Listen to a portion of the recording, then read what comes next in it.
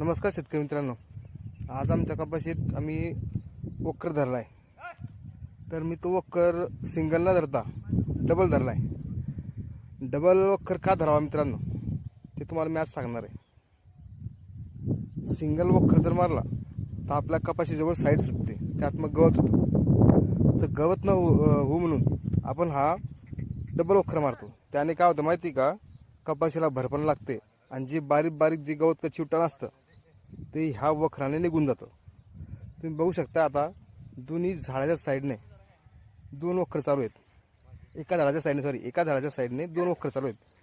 तर कपाशीच्या सेंटरला म्हणजे मधोमध दोन्ही वखर चालतात.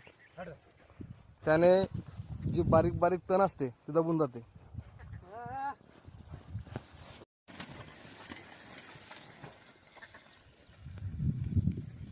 हे बघू शकता तुम्ही, कपाशीला भरपण लागते.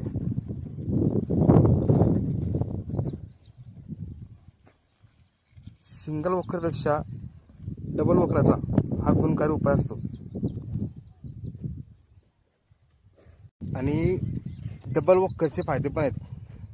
आता यानंतर कधी शेतात तण झालं तर हे जे दबलेलं तण आहे हे तर उठणार नाही, पण जे नवीन उठून ते कमी प्रमाणात उठेल. म्हणजे जिथं आपल्याला कमीत कमी 20 ते 25 बाई लागत होती तिथं आपल्याला फक्त 10 ते 15 बाई लागेल आणि आपलं जे निंदा नाही ते लवकर होईल. मित्रांनो, व्हिडिओ कसा वाटला नक्की सांगा. लाईक करा, शेअर करा. जय जवान जय किसान.